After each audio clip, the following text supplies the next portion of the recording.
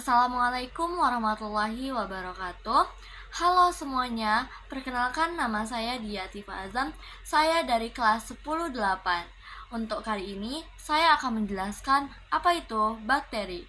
Dan sebelum itu, mari kita cari tahu apa itu ciri-ciri bakteri. Ciri-ciri bakteri, dia itu pertama berukuran kecil yang diameternya 0,5 sampai 1 mikron. Kemudian dia memiliki panjang 1 sampai 20 mikron yang disebut mikroorganisme. Yang kedua, dia mempunyai dinding sel. Yang ketiga, hanya dapat dilihat melalui mikroskop. Dan yang keempat, dia ini uniseluler atau bersel satu. Yang kelima, dia ini tidak memiliki membran inti atau bisa disebut prokariotik. Yang keenam, habitatnya meliputi daerah yang luas atau bisa disebut kosmopolit. Kemudian yang kedua ada struktur bakteri. Struktur bakteri yang pertama ada dinding sel, yaitu yang berfungsi sebagai pelindung dan pemberi bentuk bakteri. Yang kedua ada membran plasma atau membran sel. Dia ini bersifat selektif permeabel yang terdiri atas fosfolipid dan protein. Yang ketiga ada kapsul. Dia berupa lapisan lendir yang berbentuk padat dan tebal. Kapsul tersusun dari polisakarida dan air. Kapsul pun memiliki fungsi sebagai alat perlindungan dan pertahanan. Yang keempat ada sitoplasma yang berfungsi sebagai tempat terjadinya reaksi-reaksi kimia sel. Yang kelima ada ribosom.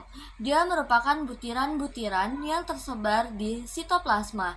Dia mengandung RNA, berfungsi sebagai tempat sintesis protein. Yang keenam ada pili yang berupa rambut halus yang menonjol pada dinding sel. Yang terakhir atau yang ketujuh ada flagella. Yang ketiga, saya akan membahas tentang bentuk-bentuk bakteri.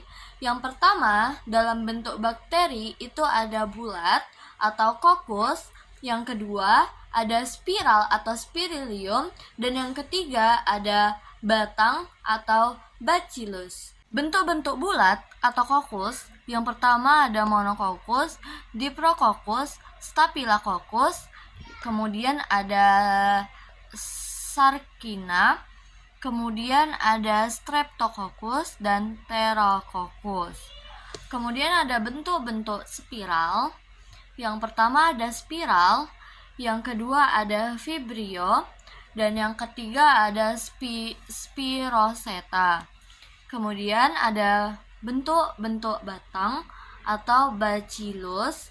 Yang pertama ada monobasil, kemudian diplobasil, dan yang ketiga ada streptobasil. Materi selanjutnya ada peranan bakteri. Peranan bakteri terbagi menjadi dua, yaitu peran menguntungkan dan yang kedua peran merugikan. Saya akan menjelaskan apa itu peran menguntungkan. Peran menguntungkan yaitu membantu menguraikan sisa pencernaan, juga membantu menghasilkan vitamin K untuk pembekuan darah. Yang kedua, itu pembuatan bahan makanan dan minuman, yaitu ada Lactobacillus casei, Lactobacillus burgerius, dan Streptococcus lactis. Yang kedua, atau peran merugikannya, itu ada Clostridium teloni atau penyakit tetanus. Yang kedua ada Clostridium botulinum atau racun pada makanan. Yang ketiga ada Vibrio chloriae atau penyakit kolera.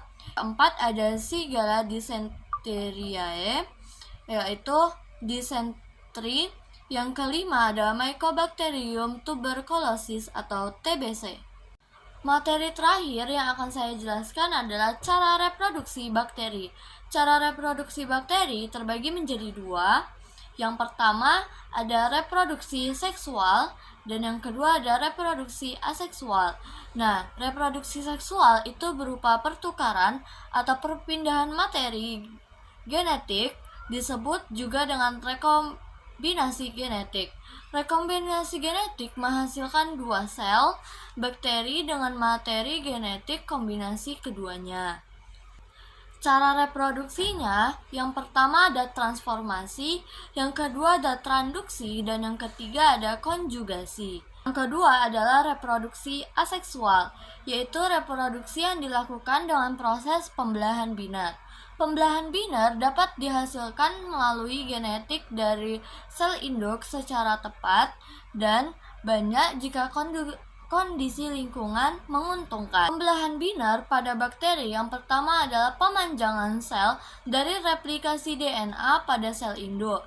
Yang kedua, dinding sel dan membran plasma memulai pembelahan, dan yang ketiga yaitu septum terbentuk dan DNA terpisah.